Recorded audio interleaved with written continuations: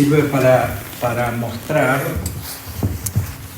algunas raíces gnóstico-idealistas del relativismo contemporáneo con la ayuda de un escrito de Joseph Ratzinger, cuando todavía no estaba en Roma, estaba en Alemania, y tuvo que ir a Roma porque se discutía qué iba a suceder con la excomunión a los masones en la reforma del Código de 1900, que terminó en 1983. Entonces, en Alemania hicieron todo un estudio sobre el tema que Ratzinger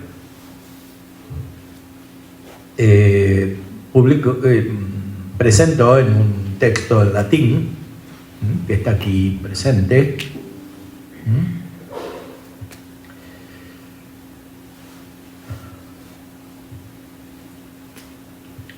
Un importante pensador argentino, el padre Julio Membiel, durante el desarrollo del Concilio Vaticano II, había advertido acerca de las connotaciones gnosticizantes del pensamiento del jesuita Rahner. Apelaba a la autoridad de Balthasar, von Balthasar, para detectar el peligro. No conocía, naturalmente, los textos posteriores de este autor, cuyo carácter idealista y gnóstico es más acentuado que el de su antiguo compañero de orden, a pesar de las protestas en sentido contrario. Estos son teólogos muy importantes, que tienen mucho influjo, que Ratzinger conocía, en parte compartió su actividad teológica. Ambos autores tuvieron una inmensa relación intelectual con el futuro Papa, Benedicto. Por su parte, Joseph Ratzinger llama la atención, sin embargo, con gran lucidez y valentía, que le había de costar persistentes ataques hasta nuestros días. Hasta nuestros días, en ese momento, estaba Ratzinger como Papa, acerca de la perversidad del relativismo contemporáneo de raíz gnóstica e idealista. Aquí cito el libro del padre, hay que citar el libro del padre Julio Membiel, que era un teólogo argentino, que era párroco también, en Buenos Aires, de la Cábala al progresismo, donde explica el progreso de la gnosis en la historia y su interferencia con la vida de la Iglesia. Analizaremos un extraordinario texto en el cual el futuro pontífice advierte acerca de los peligros de la masonería en cuanto esencialmente dispositiva para este relativismo y solidaria de la matriz gnóstico-idealista que constituye un elemento determinante de la situación de la cultura occidental contemporánea. Se trata del voto favorable del cardenal Ratzinger, todavía arzobispo de Múnich, en sintonía con el deseo de la Conferencia Episcopal Alemana acerca de la permanencia en el nuevo Código de Derecho Canónico de 1983 de la excomunión late sententiae para los adherentes a la secta masónica. La expresión clásica es secta masónica, está en la encíclica, en dos encíclicas de León XIII, porque es como una separación de la cultura fundamental de latina y occidental y europea, que es católica o por lo menos cristiana, en el caso del protestantismo. Pero fundamentalmente católica. El protestantismo también es secta en el sentido etimológico de la palabra, una separación. Analizaremos este texto entonces. El cardenal Ratzinger adhiere, a ver, se pone esto no sé cómo sacarlo. El cardenal Ratzinger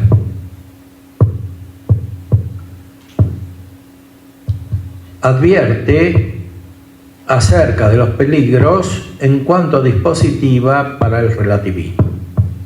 Se trata del voto favorable todavía en Alemania. Adhiere plenamente a las expresiones del cardenal Franjo Sepper, entonces predecesor suyo en la guía de la Congregación de la Doctrina de la Fe, en cuya competencia entran los temas referidos a la masonería en la Iglesia Católica. Este prelado, irónicamente, afirma que dado que estamos en una época de ecumenismo, algunos pensaron que deberíamos hacerlo también con los masones. Y hoy no solamente con ellos, con múltiples manifestaciones de la cultura contemporánea que forman expresiones de este tipo de relativismo. La Congregación de la Fe, a ver si acá.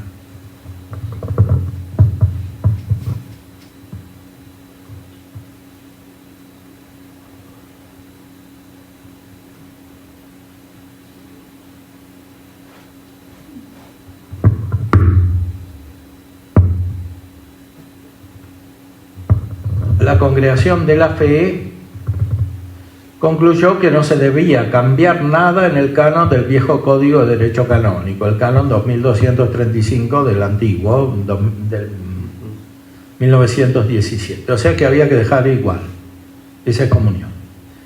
Y continúa advirtiendo que aquí debemos de prestar mucha atención porque hoy los masones no se ejercitan tanto en hacer daño, dado que ya lo hicieron bastante, dice este cardenal, y no tienen más que hacer.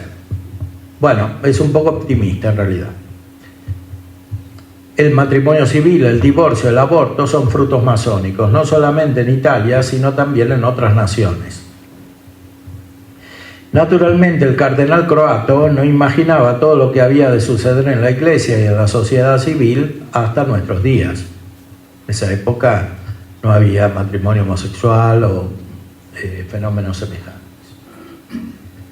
ni toda la difusión de la ideología de género.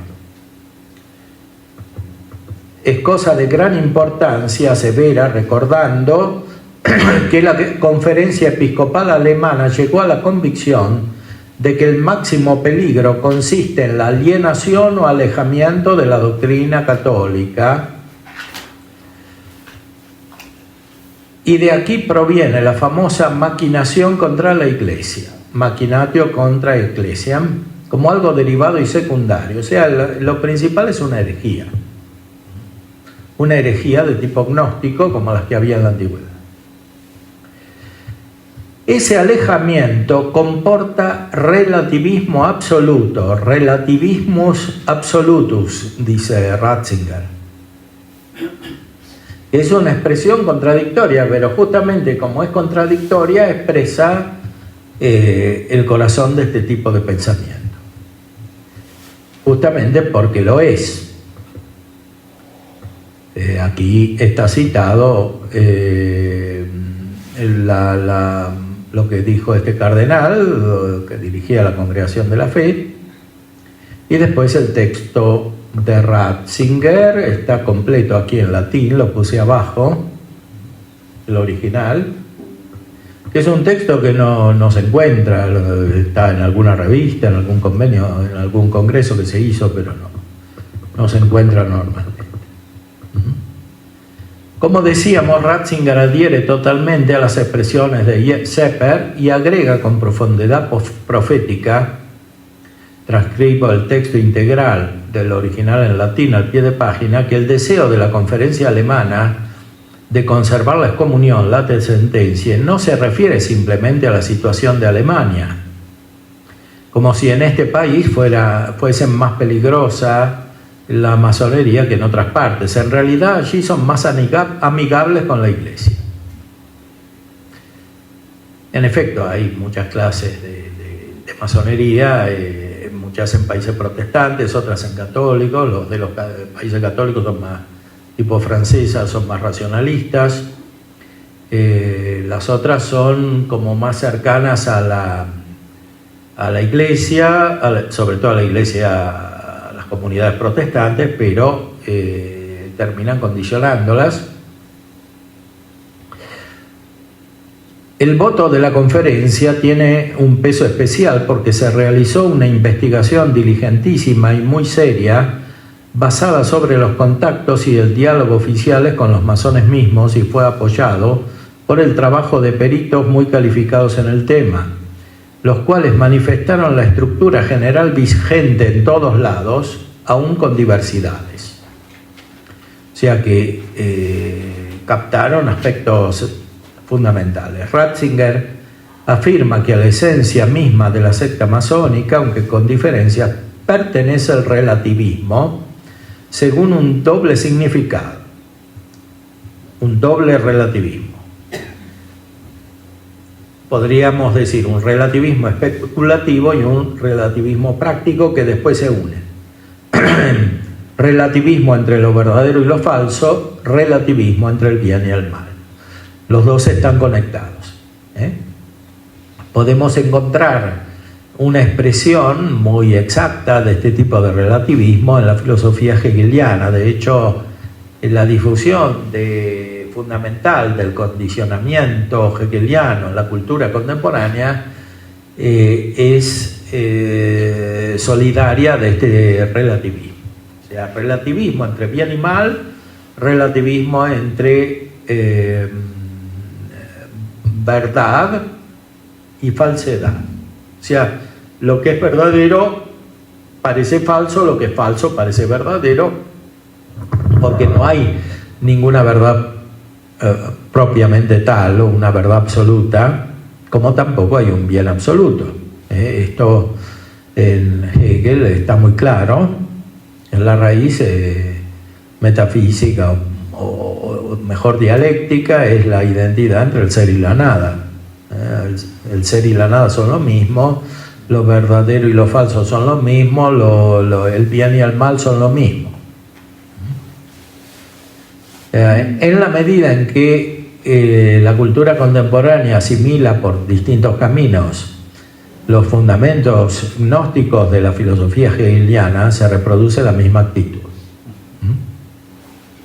Esto no obsta para que a un nivel más superficial la filosofía dominante sea kantiana. En Kant sí hay una formulación absoluta de las leyes de la razón, pero esta formulación es puramente formal. Entonces no excluye el relativismo, sino que más bien lo contiene implícitamente, que es exactamente lo que desarrolló Hegel en su filosofía. El primer relativismo presenta una marcada conexión con las corrientes dominantes de la filosofía moderna en los dos aspectos esenciales que lo constituyen, los cuales corresponden a las filosofías de Kant y Hegel respectivamente, conservando su orden de derivación histórica. Estas dos corrientes principales continúan influyendo hasta nuestros días, fragmentándose y combinándose de diferentes maneras en todo tipo de filosofías y luego de teologías, porque las teologías contemporáneas se basan en gran medida sobre este tipo de filosofías. Directamente porque asumen a Hegel, por ejemplo, o indirectamente a través del influjo protestante. Teologías de matriz modernista y neomodernista. Efectivamente, según Ratzinger, los masones piensan que la verdad es inaccesible al hombre y que así, en sentido dialéctico, todas las afirmaciones parecen ser mutuamente complementarias. Según ellos, nada puede ser definido simplemente como verdadero. Es esencial en esta concepción que puedan convivir todos los sistemas, aunque sean opuestos entre sí. O sea, ellos no quieren eliminar la formulación doctrinaria de la Iglesia, sino que la quieren insertar en un conjunto pluralista. Y a su vez, transformar la formulación doctrinaria de la Iglesia en un pluralismo, lo cual se realiza a través de la incorporación de variadas corrientes filosóficas. O sea, normalmente lo que hacen es introducirse en la filosofía, porque la masonería se define como una sociedad filosófica, no como una sociedad teológica o religiosa, mucho menos. Entonces, pretenden una especie de elevación de la mente humana que es radicalmente moral al principio, pero que después tiene un sentido especulativo. Entonces formulan una especie de mística, una mística relativista.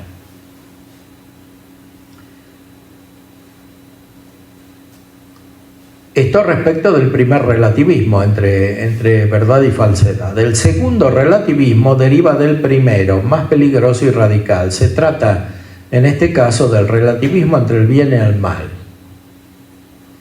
Mal en el significado del poeta Goethe, que según los masones es parte de aquella virtud que tal vez quiere el mal, pero alcanza el bien de nuevo de modo complementario.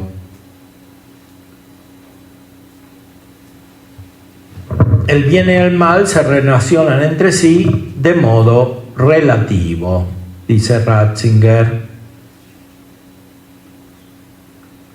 El peligro más grande de este relativismo masónico es que se combina muy fácilmente y consonantemente con la mentalidad actual y es presupuesto como algo cierto e indudable en la conciencia occidental. Y dice Ratzinger, y serpentea sin duda también entre los católicos. O sea, hay una mentalidad relativista, dice Joseph Ratzinger, entre los católicos.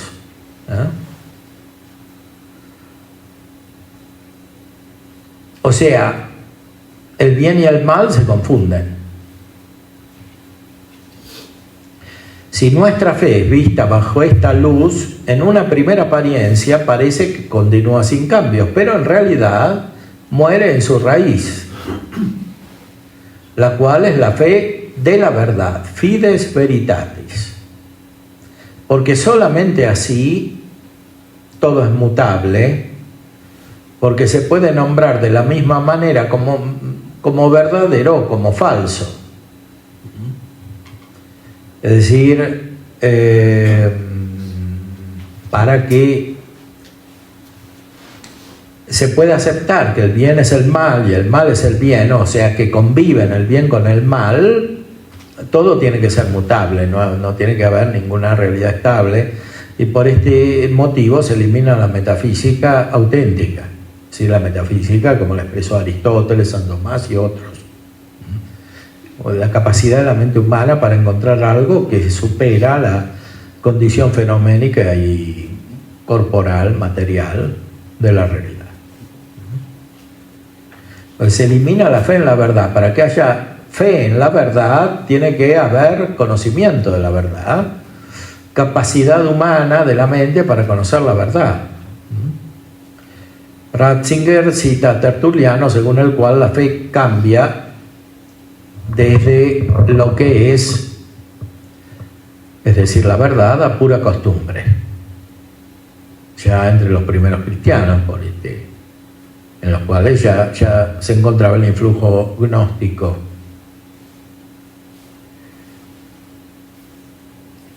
Para el futuro Papa Benedicto XVI, el relativismo masónico alimenta desde sus fundamentos la crisis de nuestro tiempo,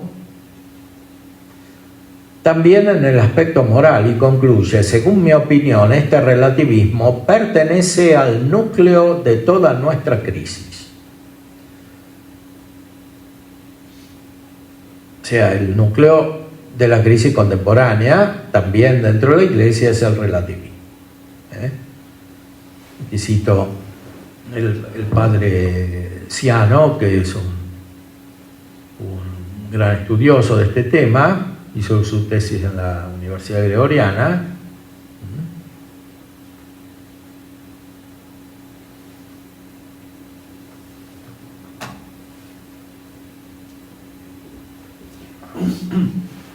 El joven cardenal afirmaba: en esta constancia entre los principios masónicos y los elementos de la conciencia moderna que intenta destruir la fe, yo entreveo el peligro extraordinario de la secta masónica que la asocia con otros peligros. O sea, hay una consonancia profunda, porque la cultura contemporánea, moderna y contemporánea, está en gran manera determinada por esta concepción. Y hace necesario el canon especial referido a la masonería en el nuevo Código de Derecho Canónico, o al menos definir en él a los masones como peligrosos. Ratzinger no cae en el engaño de equiparar el peligro del comunismo al de la masonería, porque algunos decían, bueno, entonces tenemos que condenar el comunismo. El de la masonería, es mucho más grave. El comunismo cae por sí mismo. Bueno, tiene mística propiamente hablando, a veces en algunas expresiones exageradas sí la tiene, pero es tan exterior, tan elemental que desaparece.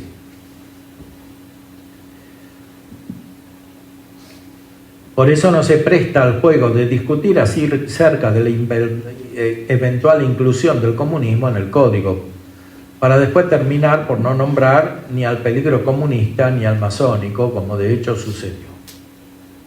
O sea, en el código no está el nombre. Es algo semejante a la operación realizada actualmente a través de los medios de comunicación, por los cuales se intenta hacer creer que los graves males de la Iglesia contemporánea son la corrupción de la curia romana, el gobierno del Dior, los pedófilos, el lobby homosexual, la carrera eclesiástica, etc., cuando en realidad los peligros son mucho más profundos y están en la concepción. El verdadero peligro es la gravísima crisis doctrinal y por consiguiente espiritual, dependiente fundamentalmente de los defectos estructurales de la filosofía, la teología y la educación, sobre todo universitaria, en el ámbito de la Iglesia, que influyen profundamente sobre la debilidad de los pastores. O sea, como ya dijimos otras veces, se gobierna con la inteligencia. Entonces, si esta no está suficientemente cultivada, por más que haya gestos de coraje, de fortaleza exteriores, hay debilidad en el gobierno. No se gobierna con la voluntad, se gobierna con la razón. Esto lo explica muy bien Santo Tomás, y ya estaba en Aristóteles, por supuesto. Uno, por más impulso que pretenda dar, por más movimiento que genere, etcétera, si no logra transmitir una luz que es racional, no tiene efecto el gobierno, ¿no? Pensemos cuántas leyes en los gobiernos modernos no tienen eficacia porque no corresponden a la realidad, no son plenamente racionales.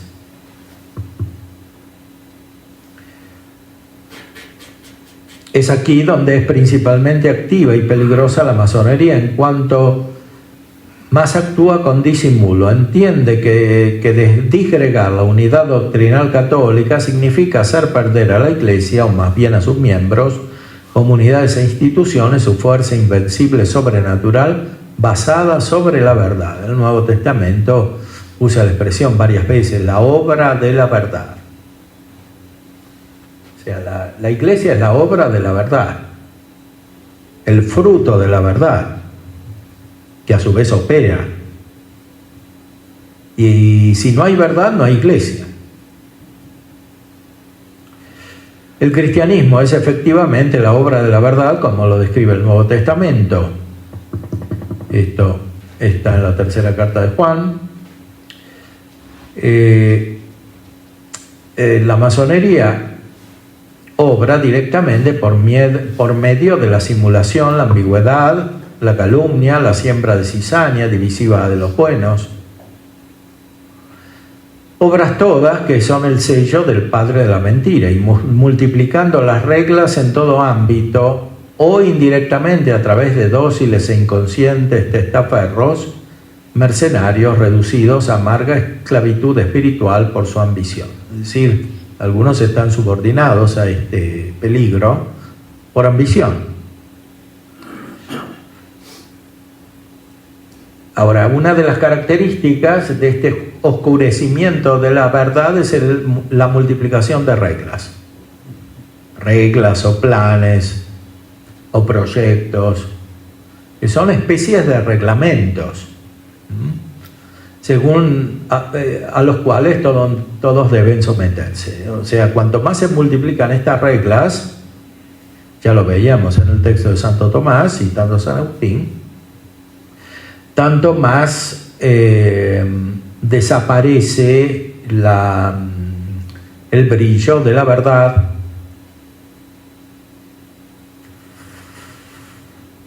Por supuesto, estos son responsables de lo que hacen, pero lo más importante por su alcance universal es la acción cultural. Por eso cobra singular relevancia lo que diremos en el segundo punto de este estudio acerca de la connivencia más o menos explícita entre cierto tipo de teología basada sobre los presupuestos gnósticos idealistas de la filosofía moderna y la cultura masónica, lo cual es mucho más importante que la pertenencia o no de filósofos, teólogos, autoridades académicas o eclesiásticas a la masonería.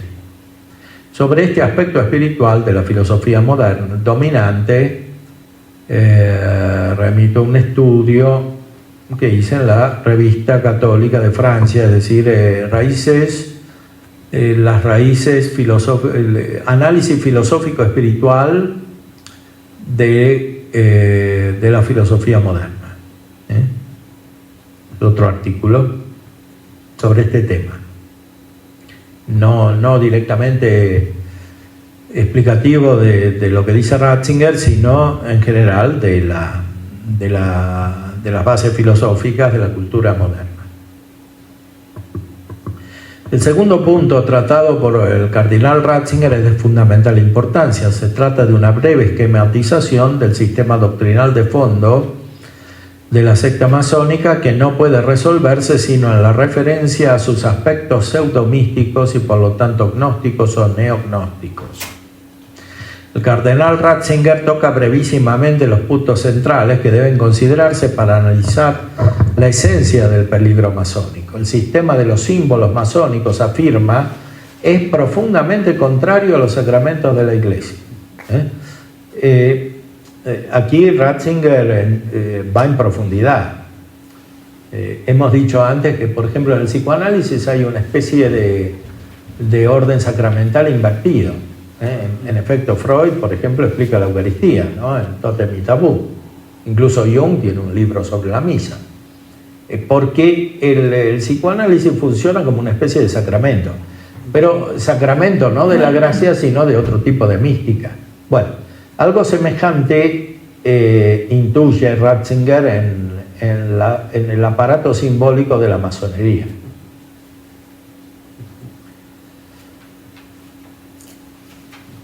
O sea, como una contraposición a los sacramentos.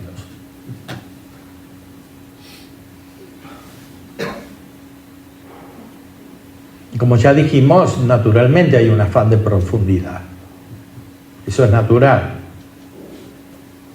Es antinatural la superficialidad, la falta de uso de la inteligencia. Entonces, este tipo de ideologías apunta a un apetito natural, pero realizado de una manera equivocada.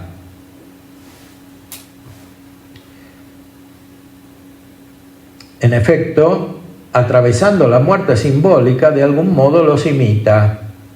Especialmente, agregamos, se da esto respecto del bautismo, la Eucaristía y el sacerdocio. el remedo de estos sacramentos se alimenta de una especie de misterio pascual invertido. El futuro, en el verdadero misterio pascual, lo más importante es la vida, es decir, la resurrección. En esta concepción lo más importante es la muerte. Y en esto se combina con el influjo protestante más fácilmente. O sea, para transformar la noción católica hace falta una operación más sofisticada. El futuro Benedicto XVI señala también que en la masonería hay 33 grados, de los cuales están abiertos a un cierto diálogo, como el que tuvo la Conferencia Episcopal Alemana, solamente los más bajos, y que solo de estos tenemos algún conocimiento. No sabemos qué se contiene en estos grados superiores. No se sabe, ni siquiera los alemanes, que son muy sistemáticos para investigar, pudieron determinar. Dice Ratzinger. Bueno, por supuesto hay estudios porque hay muchas fuentes, entonces se puede como ir reconstituyendo, hay estudios más científicos sobre esto. Pero lo que se conoció de los 3 primeros grados es absolutamente incompatible con la fe y los sacramentos de la Iglesia. Con todos estos motivos, le parece al cardenal Ratzinger que el voto del dominico Gómez, miembro de la comisión, quien optaba por no continuar la excomunión, la de sentencia de los masones en el nuevo código, ha sido hecho superficialmente y sin atender a la gravedad de la cuestión en juego y sus consecuencias. Bueno, este dominico quería que no haya excomunión. Bueno, de hecho no hay. Y esto lo usan los masones para decir que se puede ser católico y masón. Porque en el código dice que sea penado con una justa pena, pero hay que hacer todo un proceso, etcétera, ¿no? Para eso. Y un proceso en el cual la demostración es muy difícil. O sea, Ratzinger vio bien aquí. Vota en cambio por mantener explícitamente la comunión, la excomunión. Ratzinger quería que se mantenga. Después de la promulgación del código, en 1983, en ese mismo año, el 26 de noviembre, la Congregación para la Doctrina de la Fe publicó una declaración con la firma del prefecto cardenal Ratzinger, en la que se reafirma el juicio negativo de la Iglesia sobre la masonería y la prohibición de inscribirse, además de recordar que quienes lo hacen están en pecado grave y no pueden acceder a la Santa Comunión. Por orden del Papa Juan Pablo II. Bueno, todo esto se puede aplicar a la teología, hay afinidades entre algunas teologías modernas y contemporáneas. Rahner, Balthasar, que tienen aspectos bastante inquietantes en algunas obras,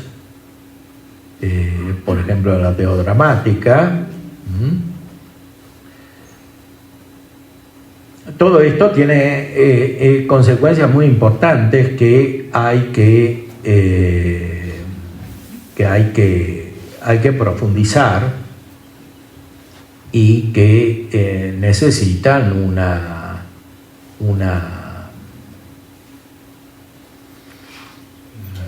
revisión, porque la vida de la Iglesia está en peligro cuando no se hace el adecuado discernimiento. Aquí sí que hay que hacer un discernimiento que no es solamente intelectual, sino también espiritual. En la conclusión de su estudio sobre la naturaleza y la finalidad de la masonería en los documentos de la Iglesia desde 1738 hasta 1917, Moses Hardy señala que la masonería es vehículo de naturalismo, de racionalismo y escepticismo. Y estos conceptos llevan inevitablemente al indiferentismo religioso. Niega la gracia y la revelación, la verdad absoluta y los dogmas de fe. proponiendo el relativismo organizado. Esta es una buena expresión, relativismo organizado. Ratzinger decía relativismo absoluto. Y un camino de perfección del hombre que no solo es independiente de Dios, sino que incluso lo supera. O sea, es una autodivinización del hombre, una autocreación, una autoconstrucción del hombre. La masonería finalmente induce a la práctica del laicismo, es decir, mira una laicización de la sociedad que la vuelva independiente de Jesucristo y de su iglesia, privándola así de los beneficios de la redención. Es evidente la consonancia, para usar la palabra de Ratzinger, entre la naturaleza de cierto tipo tipos de teología influidas por el idealismo de la filosofía moderna y esta visión. Por eso es oportuna la referencia que el mismo autor hace a las palabras de San Pío X en el motu proprio Doctoris Angelici. Deben ser santa e inviolablemente conservados los principios de la filosofía establecidos por el Akinate, con los cuales se obtiene tal ciencia de las cosas creadas que concuerda en modo admirable con la fe. En efecto, una vez privada la verdad católica de esta potente protección, se pedirá en vano ayuda a la filosofía, cuyos principios son comunes con los errores del materialismo, del monismo, del panteísmo, del socialismo y de los varios modernismos. Es una profecía de San Pío X en este motu proprio, Doctoris Angelici. O sea, cuando se pierdan los principios tomistas se va a pedir auxilio a otro tipo de filosofías. Aquí también tiene otra profecía, dice que cuando los estudiantes de filosofía no conozcan más a Santo Tomás, no van a entender lo que están leyendo acerca de los dogmas de fe, de las verdades reveladas.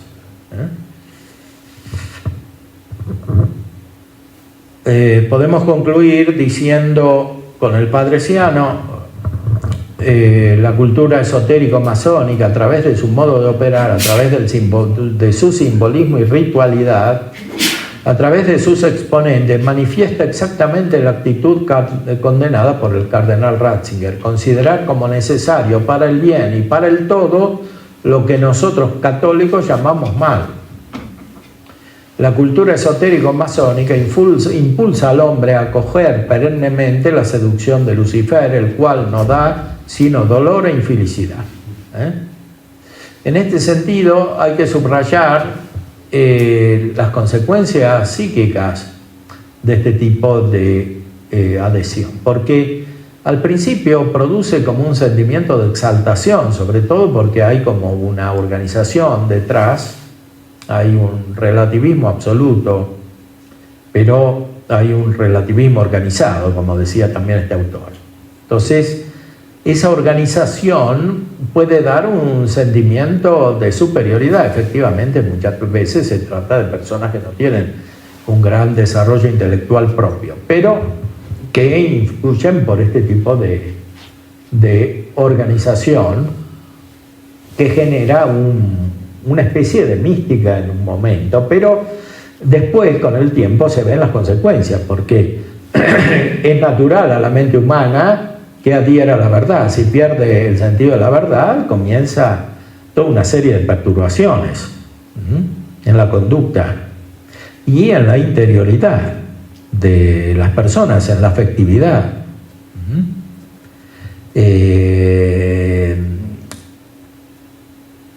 Se da una especie de esclavitud, de dolor, de infelicidad. La cultura y la ética de la muerte, aborto, anticoncepción, homosexualidad militante, pornografía, encuentran justificación ideológica en el terreno del gnosticismo, antiguo y moderno, que rechaza al Dios de la creación, al Dios de los dogmas. Frente a los escenarios de la cultura de la muerte, es una expresión también de Pablo VI, alcemos los ojos a la verdadera esplendente estrella de la mañana, que es la Inmaculada Concepción, dice el Padre Ciano, María Santísima, que el Papa Ratzinger en la homilía citada, define como la viviente casa de Dios el Israel Santo. Ella nos librará siempre de la siniestra unión entre la mística de la muerte y el racionalismo legalista, hipócrita y farisaico, sin caridad, que caracteriza la cultura que nos rodea. Porque en este tipo de cultura se habla mucho de compasión, por ejemplo, pero no se tiene verdadera compasión porque no se tiene caridad. La verdadera compasión es un instrumento, una expresión de la caridad. La verdadera misericordia supone la caridad, es un fruto de la caridad. Entonces, este tipo de concepción finalmente termina en un control tiránico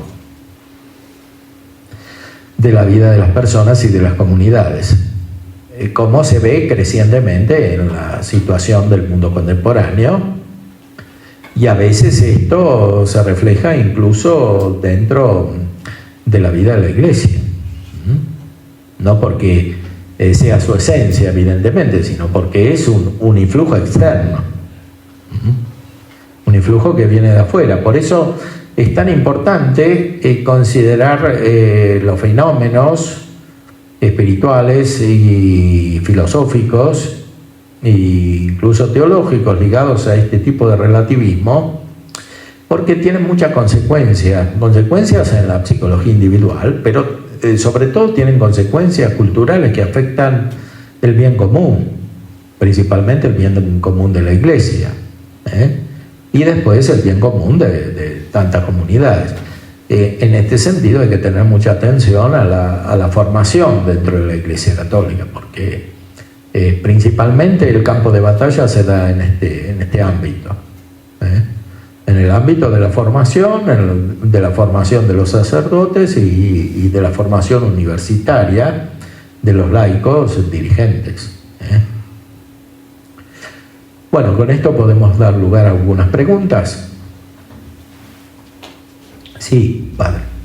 Hay una cuestión con respecto a todo este tema de la masonería, que comienza como todo un ejercicio acerca de volver la ciencia religión, ¿no? Y estar iluminado únicamente por la racionalidad, y llega a la razón en sí misma, como decía este pintor español Goya, que genera sus propias pesadillas.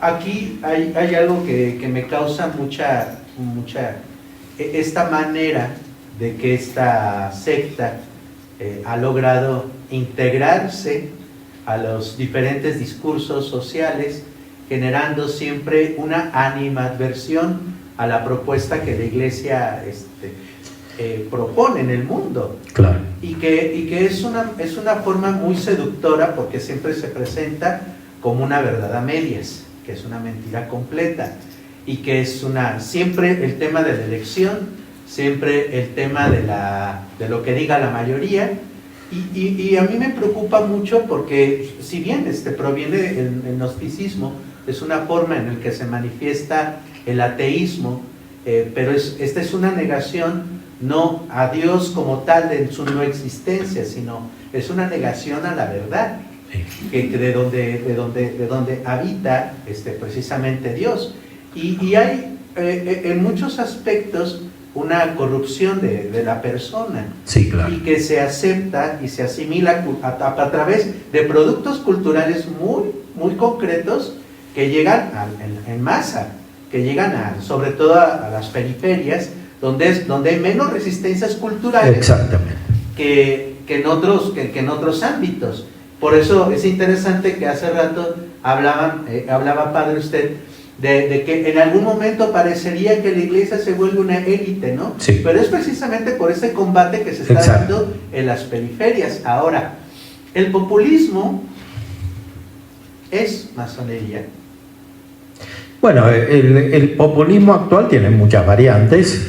Ajá. Pero fundamentalmente el que prevalece es de matriz izquierdista, socialista, como se ve en algunos gobiernos en América Latina, en Europa, en España, Entonces, ahí la combinación con esta mentalidad relativista es muy directa, ¿no? Porque recordemos que el socialismo siempre termina teniendo algún contacto con el marxismo, aunque no sean siempre explícitamente marxistas, pero el marxismo es radicalmente hegeliano, o sea, es relativista, porque es dialéctico. Para los marxistas no hay bien y mal. Si uno observa cómo es la mentalidad de un marxista convencido, encuentra que es muy semejante a la de un freudiano psicoanalizado o psicoanalista convencido. Es decir, hay como una exaltación del discurso, ¿no? O sea, no se puede hablar con ellos porque no es todo un discurso unitario en el cual todo cierra, pero todo está dentro de lo mismo, no hay ninguna apertura a un diálogo real, ¿no? Entonces, en la cultura contemporánea, en gran parte por este influjo marxista, ya hemos dicho que el marxismo en el sentido soviético no está de moda, pero en la cultura sí está de moda, porque hay muchos restos del marxismo en la cultura contemporánea, que se combinan con otros factores.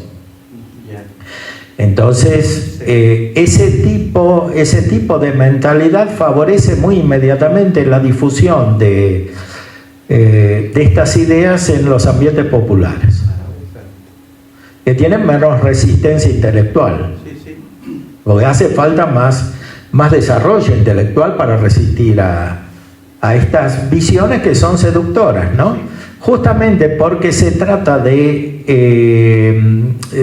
ambientes sociales más vulnerables, se da en cierta manera la seducción de estas teorías en el sentido que explicaba Adler anteriormente, o sea, un modo de adquirir rápidamente una especie de superioridad intelectual que perciben que no tienen. Entonces se da como un mecanismo muy difícil de vencer si no hay una verdadera formación y si la vida de la iglesia se reduce solo a aspectos más exteriores de la piedad, ¿no? La piedad, por supuesto, es una virtud fundamental, pero tiene que estar acompañada por todas las otras y por las virtudes intelectuales y por la fe, el desarrollo de la fe y de la sabiduría, del don de sabiduría y los otros dones del Espíritu Santo, ¿no?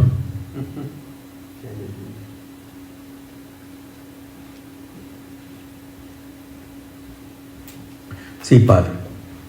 Padre, tengo dos preguntas. Una, la masonería sí está relacionada con el judaísmo, o son completamente independientes, o sí hay relación de la masonería con el judaísmo. Esa es la primera pregunta. Y la segunda es,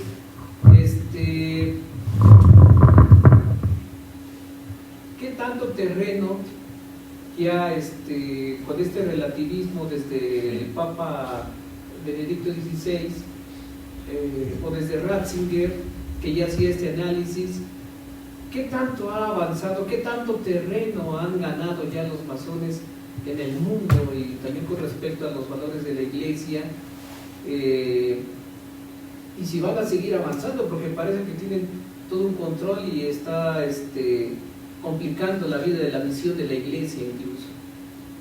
Sí, claro, es así. Bueno, la relación con el judaísmo es difícil. Hay logias masónicas judías. Freud pertenecía a una, no le hacía mucho caso porque, él tenía su pensamiento, su posición propia y no necesitaba eso. Pero efectivamente existe. Este padre escribió libros sobre estos temas,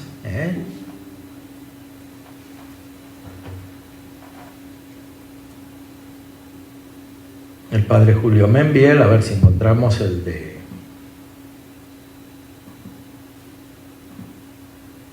esto no. Tienen la bibliografía, libros.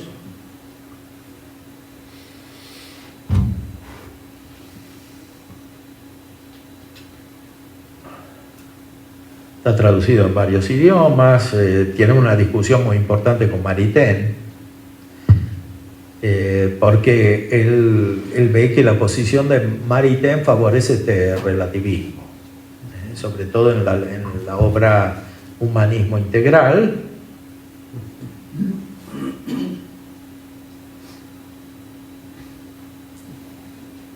Tiene obras sobre el tema que usted preguntaba, ¿no?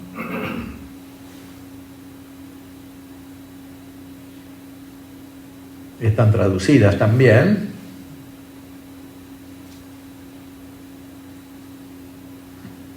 Acepta perfectamente el Concilio Vaticano II, no es un tradicionalista, tiene esta explicación de Dignitatis Humanae, que es lo que los tradicionalistas discuten. Y después tiene libros más específicos sobre este carácter místico negativo que atraviesa la cultura cristiana, de la cábala al progresismo.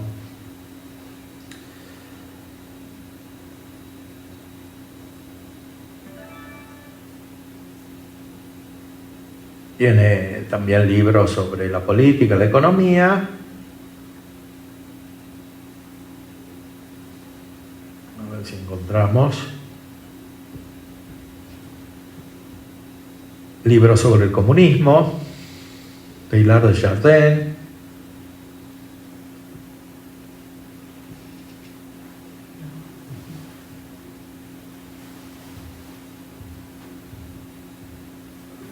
Libros fundamentales de la cábala al progresismo que quería citar. A ver si lo ven. A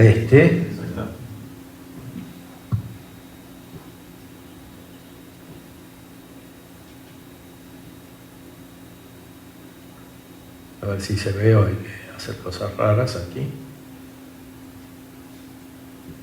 Bueno, de cualquier modo está aquí el libro. Este libro termina con una especie de profecía también, diciendo que un mismo papa estará a cargo de dos iglesias, la iglesia real de Cristo y la iglesia de la publicidad, o sea, una iglesia exterior, que no es la verdadera iglesia, o sea, que es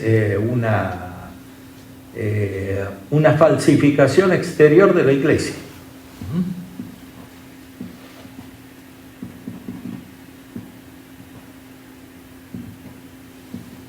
Los libros están aquí, se pueden conseguir.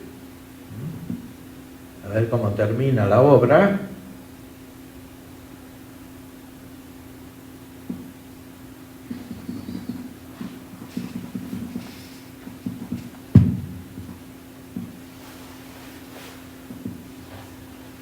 Tiene mucha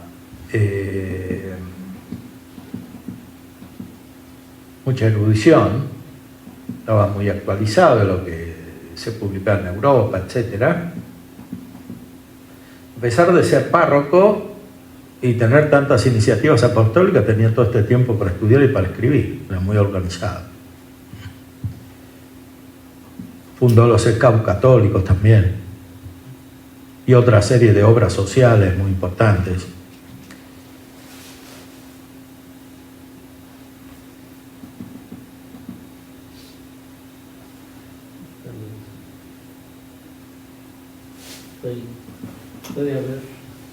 El mundo del anticristo se adelanta velozmente. Todo concurre a la unificación totalitaria del hijo de la perdición. De aquí también el éxito del progresismo. El cristianismo se seculariza o se ateiza.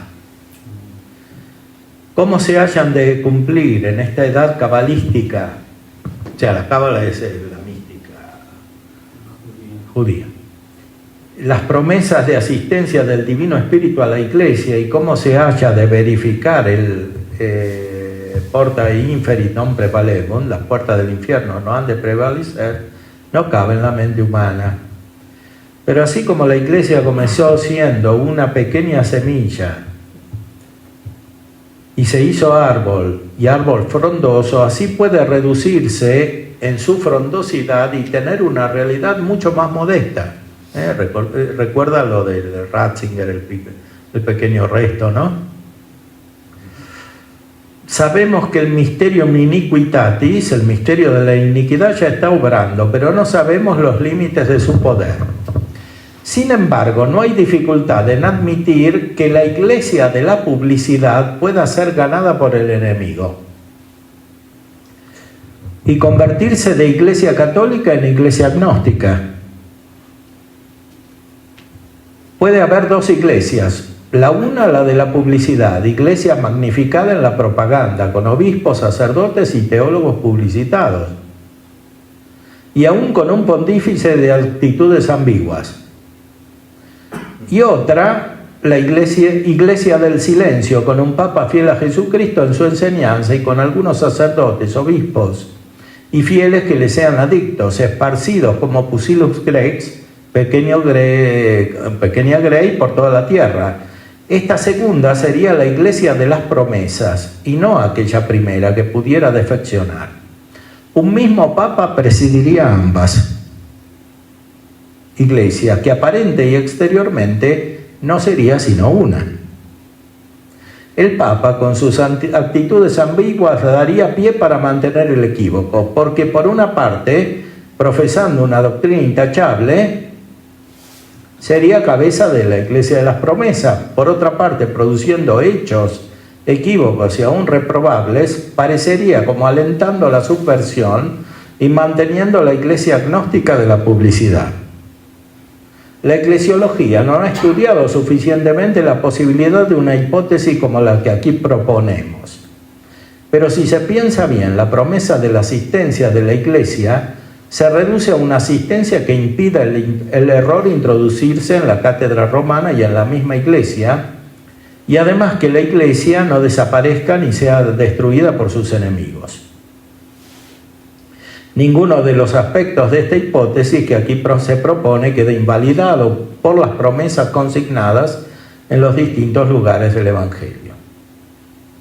Al contrario, ambas hipótesis cobran verosimilitud si se tienen en cuenta los pasajes escriturarios que se refieren a la defección de la fe. Esta defección, que será total, tendrá que coincidir con la perseverancia de la iglesia hasta el fin. Dice el Señor en el Evangelio: pero cuando venga el Hijo del Hombre, ¿encontrará la fe sobre la tierra?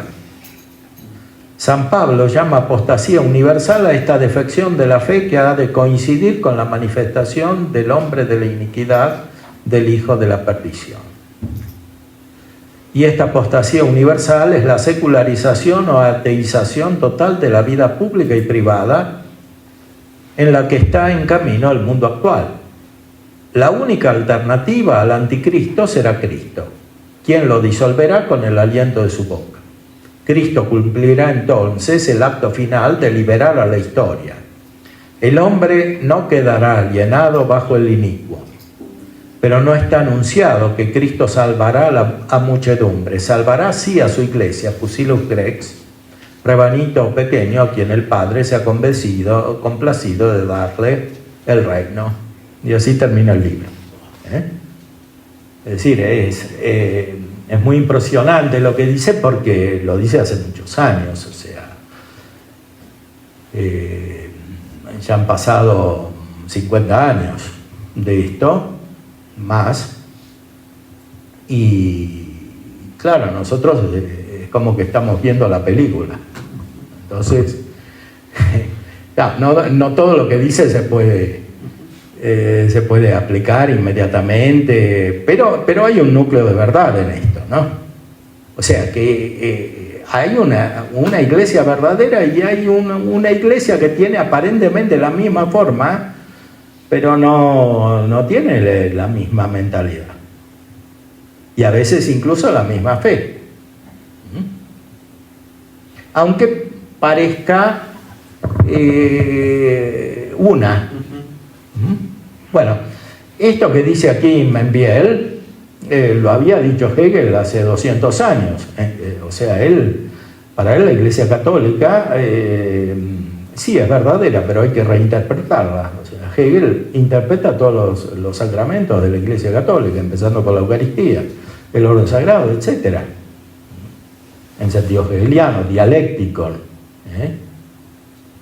sea, para Hegel la verdadera iglesia es una especie de síntesis entre la iglesia católica y la iglesia protestante, pero no quiere que desaparezca la iglesia católica, y quiere que tenga otro sentido interno, a través de un proceso filosófico. Todo esto es consecuencia y a su vez producto del relativismo, ese que es intrínseco a la configuración actual de la cultura contemporánea, ¿no? Entonces, la Iglesia tiene que presentarse como una nueva fuente de luz, porque es la única que puede vencer el relativismo, es la única que tiene la fuerza, porque tiene la verdad. Ya ninguna otra institución humana tiene el poder de hacer esto. Pero es necesario tomar conciencia, y para eso hay que estudiar profundamente la situación, las causas de la cultura contemporánea.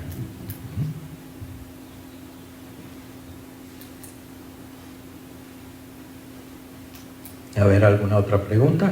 ¿Cómo integrar, padre, esta búsqueda pues de autentificar el mensaje cristiano y demás, integrando, por ejemplo, se habla muy abiertamente en Vaticano II a los hombres de buena voluntad? O sea, hay gente que tiene claridad, que tiene recursos, quizá un poco no vinculados precisamente al Evangelio, pero sí como semillas que están en su racionalidad, en su pensamiento, ¿no? En esa búsqueda que usted decía de la verdad. Hay hombres, hay mujeres que buscan con sinceridad la verdad. Esos hombres de buena voluntad, ¿cómo estarían haciendo su papel? Porque hay gente que también trabaja en derechos humanos, por ejemplo, en muchos ámbitos. En muchos ámbitos. ¿Cómo aquí hay que decir algo conectado con lo que afirmamos respecto de la problemática psicológica, que es más individual, digamos.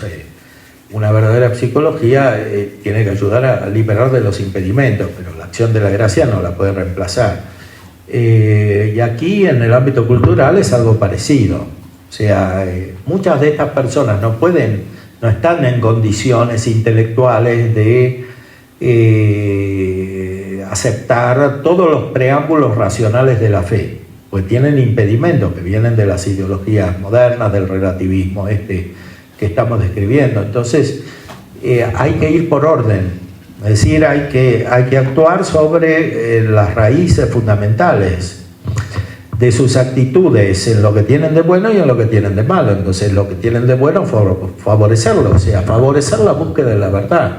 Porque sin esto no hay solución, no se puede ir directamente enseñando verdades morales o incluso dogmáticas o filosóficas si no están en condiciones de entenderlas. Entonces, hay que ir al fundamento, o sea, despojar la mente que está condicionada por este relativismo cultural de estos impedimentos para que se acerquen a la luz de la verdad. Muchas veces esto está acompañado de cambios en la vida de las personas, a veces enfermedades, sucesos traumáticos. Muchas personas detrás de estos males tienen gracias, entonces hay que leer eso y ayudarlas, incluso en el orden natural, para que busquen la verdad, ¿no? Y esto depende también del tipo de desarrollo intelectual que tengan las personas. De las personas menos instruidas, con menos nivel intelectual, tienen una configuración más afectiva. Las otras necesitan una elaboración racional más importante, si no, no se puede llegar.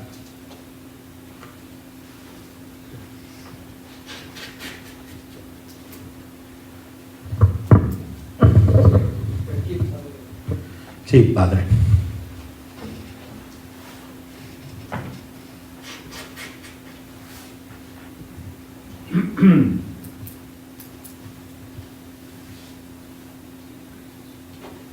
Bueno, padre Alfonso, después de que el padre Ignacio se vaya, y nosotros también regresemos a nuestros lugares, nos quedamos así como en un tiempo de un año de distancia, en el que no tendríamos como mucho contacto entre nosotros. No sé si sea posible que entre nosotros haya un grupo de WhatsApp donde podamos comunicarnos y poder hacer algún webinar o alguna reunión de Zoom para estar expresando las preocupaciones que llegamos a tener, y que como cada uno de nosotros tiene cierta formación desde nuestra propia formación de aquello que hemos estudiado, podamos estar dando alimentación o retroalimentación entre nosotros para estos casos donde surgen dudas, inquietudes o propuestas. No sé si sea posible eso. Sí, sí, Padre, creo que es algo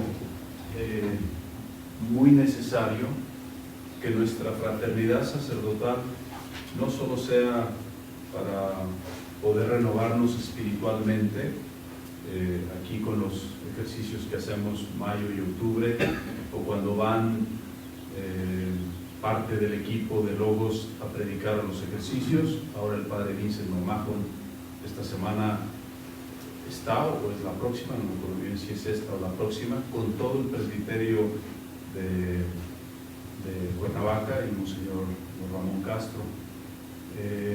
Eso es la parte espiritual, que sin duda es esencial, es indispensable. Pero como usted bien anota, Padre, necesitamos también que esa fraternidad sacerdotal llegue al tema intelectual profundo, como estamos viendo en este curso con el Padre Ignacio Andereggen. Y pues tomo esa propuesta suya, Padre, y todo lo que podamos hacer, además con la ayuda de Hugo, que es experto en estos temas, trabaja también en Catholic.net, que es otro,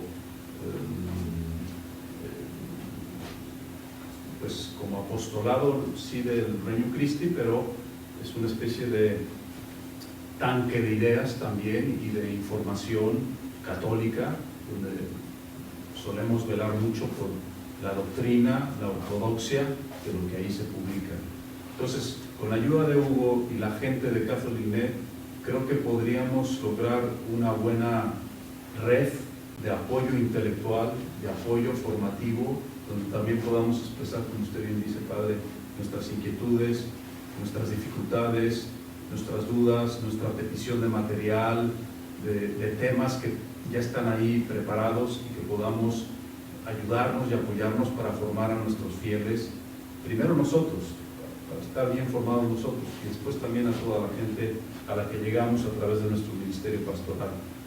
Ahora que hablaba el Padre Ignacio de la importancia de este aspecto de llegar a las raíces de los pensamientos y de las culturas, ¿no?, de esta pluralidad que hoy tenemos enfrente de nosotros, y ahora que citaba también el inicio de la Carta a los Romanos, San Pablo habla mucho de la metanoia, y eso significa no solo un cambio de espíritu, sino un cambio de mente, de luz.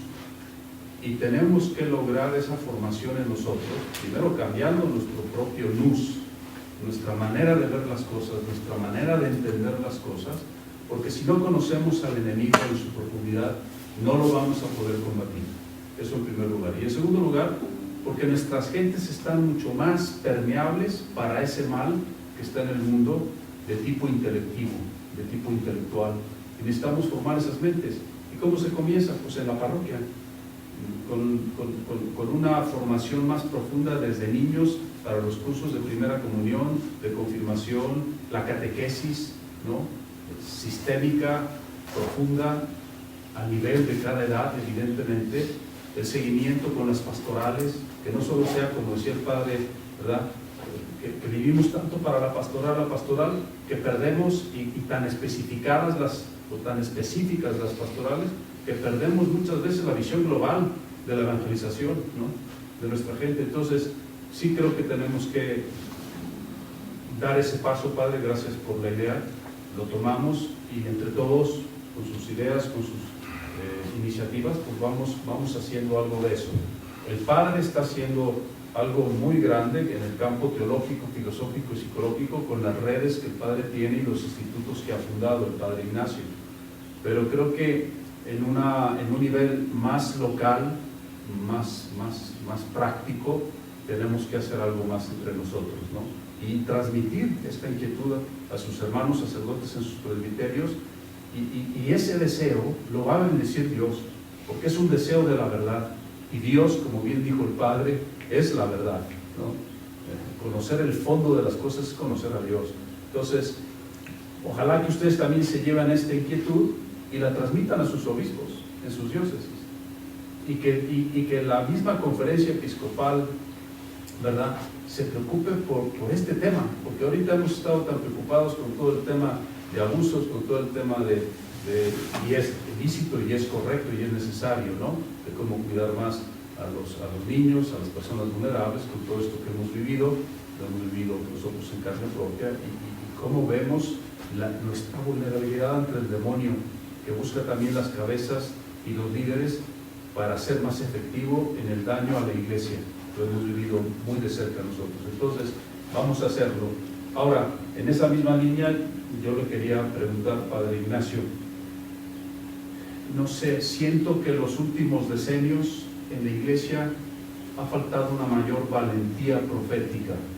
Un padre de aquí, uno de ustedes, me decía que había platicado esto con usted, no sé si ayer o hoy, y que vemos en usted esa valentía profética para decir las cosas desde su expertise, desde lo que usted es experto, filosofía, teología y psicología. Pero también es verdad que muchas veces nuestros pastores o no tienen la formación adecuada, comenzando por los obispos, por más que tengan un doctorado en Roma, pero parece que ese doctorado no llegó para que se convierta en voz profética, esa formación para su pueblo, para su diócesis, para nosotros sacerdotes. Entonces, yo pensaba, tendríamos que pedir mucho a Dios la gracia de tener pastores valientes, que no sean 4 o 5 en cada conferencia episcopal, que sea la mayoría, que se atrevan a hablar las cosas con mucho amor, pero con mucha verdad. Ahora que usted hablaba del marxismo, Juan Pablo II condenó expresamente el marxismo, el comunismo, en la encíclica sobre el Espíritu Santo, porque es una aberración contra el Espíritu Santo y el Espíritu de la verdad, el marxismo, ¿no? Y lo condenó públicamente, ¿no?, y abiertamente, y así le fue toda su vida contra el marxismo en Polonia, pero cumplió su deber de pastor valiente y profético. Creo que necesitamos papas, obispos, sacerdotes valientes, y no tener miedo a que por ello nos maten, nos persigan, porque así como persiguieron a los profetas, les perseguirán a ustedes si son fieles a la verdad. Creo que nos ha faltado el amor por la verdad en los últimos decenios, ¿no? Y no estar condescendiendo y con medias verdades o medias mentiras, ¿verdad?, engañando a la gente, engañando al espíritu humano, engañando a las personas, porque, insisto, ya lo dije en mi anterior intervención, la verdad nos hará libres, no las verdades a medias. La verdad libre, la verdad completa, libera completamente. Creo yo que falta eso. Padre, no sé qué piensa usted. Sí, estoy de acuerdo. Hace falta una educación para la fortaleza.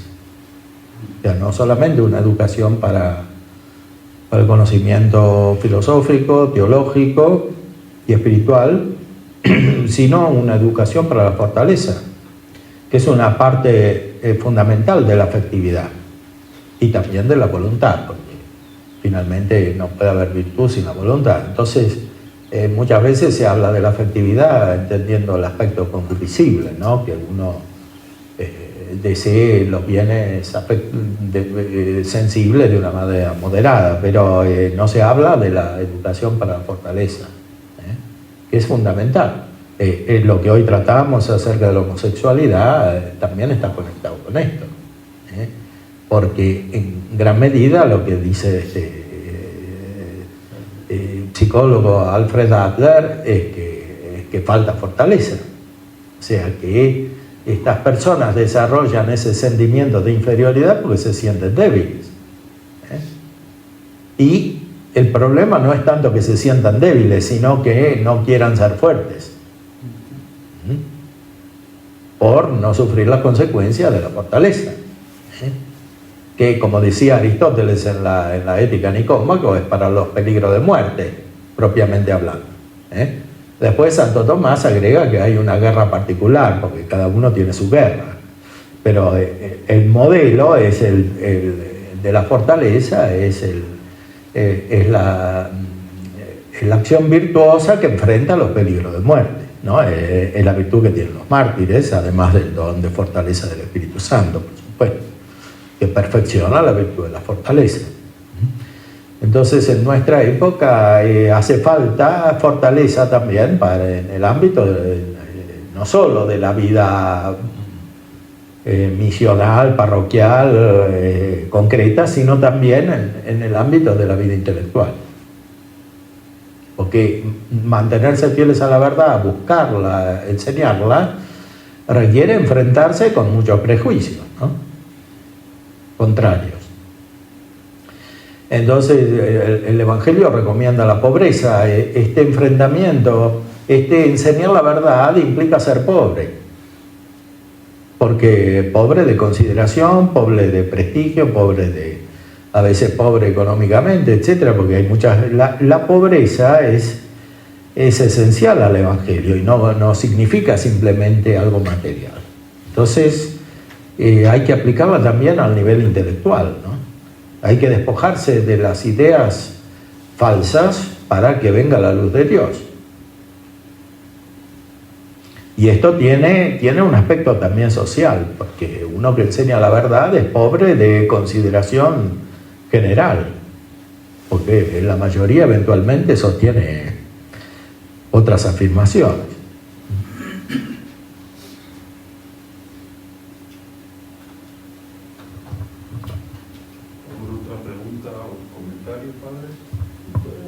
Padre Esteban. Bueno, a este respecto yo creo que es un tema interesante. Decíamos que en la comida que a veces es increíble cómo se puede llegar incluso a la violencia cuando se manifiesta la verdad. Y yo creo que desde los seminarios en ese sentido se han formado, no para la fortaleza, ni para la valentía, ni para la verdad, sino para, entre comillas, la prudencia. Nadie quiere problemas, los obispos no quieren problemas, los sacerdotes no quieren problemas, nadie quiere conflicto, nadie quiere violencia, y eso implica hacerse los distraídos, no hablar, no importa la verdad, sino lo que importa es que no tengamos problemas. Entonces, no sé si también desde ahí la formación, por ejemplo, los seminarios, hay mucha restricción para la verdad, incluso miedos de que te corran del seminario por hablar. Desde ahí, miedos de que te cambien de parroquia por hablar, miedos de que desde la sede del Vaticano te corrijan al obispo por sus ideas, una serie de miedos. Nadie quiere tener problemas y no se enfrenta la verdad de esta valentía, y parece que es una cultura ya en la iglesia. Sí, es así. No, en eso usted, padre, tiene toda la razón. Es uno de los problemas más profundos que tiene la iglesia hoy. Esto que usted señala. Claro, porque si la iglesia hay que seguir el Evangelio, y el Evangelio, claro, Cristo tuvo muchos problemas, evidentemente.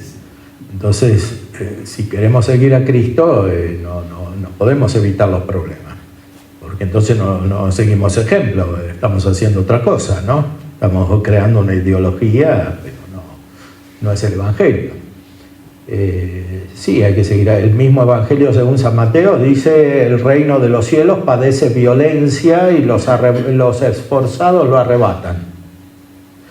Es una frase que salta a la vista en el conjunto, ¿no? Porque claro, él es manso y humilde de corazón, y de repente dice: el reino de los cielos padece violencia y los esforzados lo arrebatan.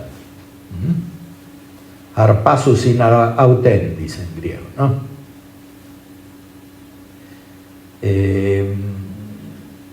Porque la gracia no anula la naturaleza, la perfecciona. Entonces, perfecciona también el apetito irascible.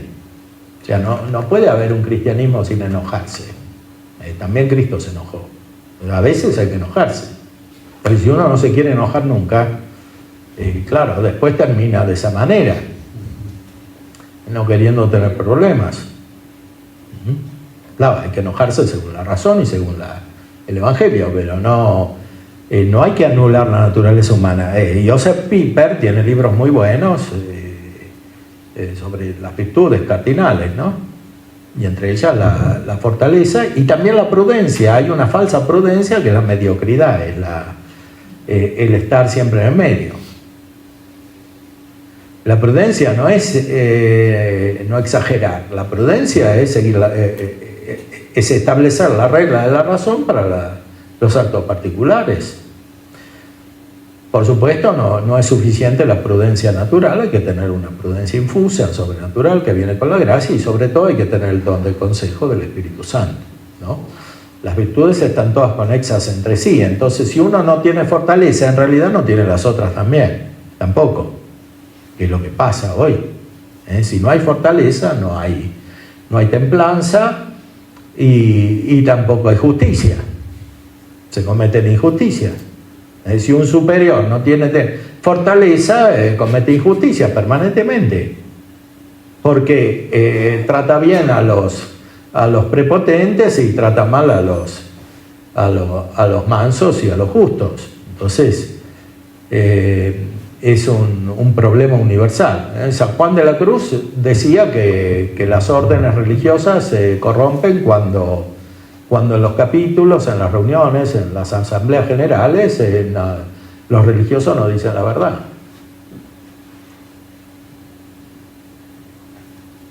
Es muy exacto lo que dice San Juan de la Cruz, que tuvo que reformar una orden, ¿no? Y además ya tuvo problemas también en la orden reformada.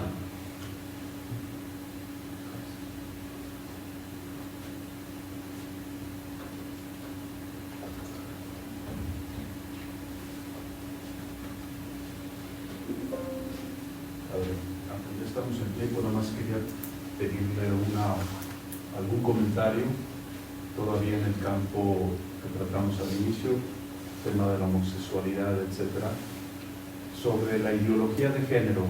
Sí. Como un paso más adelante, son cosas diversas, pero realmente pues es una ideología diabólica, Sí. porque es negar la verdad de la persona en su ser corpóreo, es negar la sexualidad dada por el mismo cuerpo. Claro. Además de que sabemos que la sexualidad no solo es el cuerpo, es toda el alma, es toda la persona, ¿no? Somos seres sexuados, no solo por el cuerpo. Entonces, eso también es una dificultad de nuestro ministerio pastoral, porque cada vez está más ideologizada la gente para incluso defender en los hijos pequeños esa opción, esa oportunidad de optar entre una cosa u otra, entre un género, entre comillas, y otro. Entonces, ¿qué consejos nos da? Sabemos que es una bomba atómica, así lo definió, creo que el Papa Francisco, es una colonización ideológica tremenda que en este campo estamos padeciendo. Los papas anteriores, ya Juan Pablo II y el Papa Benedicto mismo, dice el Papa Francisco, que le aconsejó antes de ir a Polonia, y habló con los obispos de Polonia sobre lo que le había dicho el Papa Benedicto, como este era un problema fundamental hoy en esta cultura sin límites, sin puntos firmes, sin absolutos, pero además negando lo que es absolutamente evidente. Bueno, es que el relativismo absoluto que describe Ratzinger es una forma no solo de idealismo filosófico, sino también de gnosis. O sea, cuando se toma en serio radicalmente el hecho de que el ser es la nada, el mal es el bien, lo verdadero es lo falso, la consecuencia es que el hombre es la mujer y la mujer es el hombre. O sea, O sea, una idea que está fuera de la realidad, fuera del cuerpo, que es la ideología de género, es eso. O sea, que hay un género que no coincide con el cuerpo real. Eso es una forma de idealismo, más aún de gnosticismo contemporáneo. Entonces, la educación, por ejemplo, la educación de los niños tiene que ser suficientemente, no solo lúcida teóricamente para instruirlos, sino fuerte. Porque si el niño no es fuerte, ¿qué sucede? Lo que describe Adler.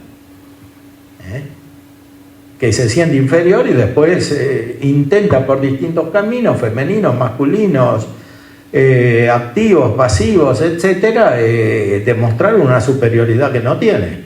Pero la busca mentalmente, no la busca en la realidad.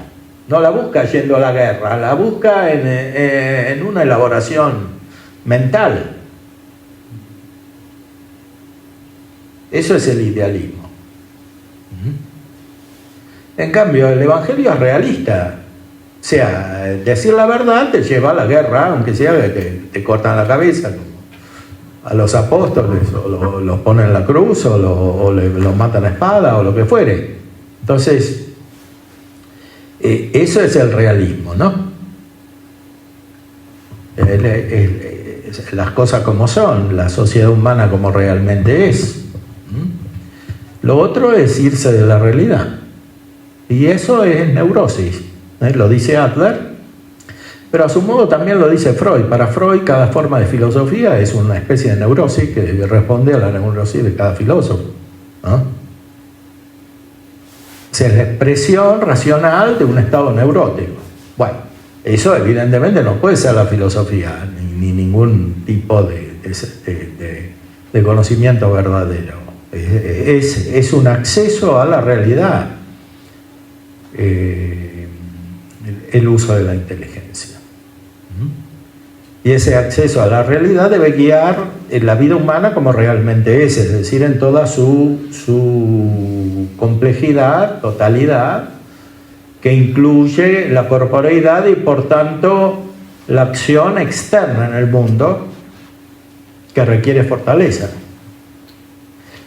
Mañana nos vamos a referir a la mística, a la vida espiritual. No, la vida espiritual no es principalmente ascética o ejercicio esforzado, porque es principalmente gracia, pero lo requiere, porque si no, la gracia no perfecciona realmente la naturaleza, y la naturaleza humana requiere esfuerzo.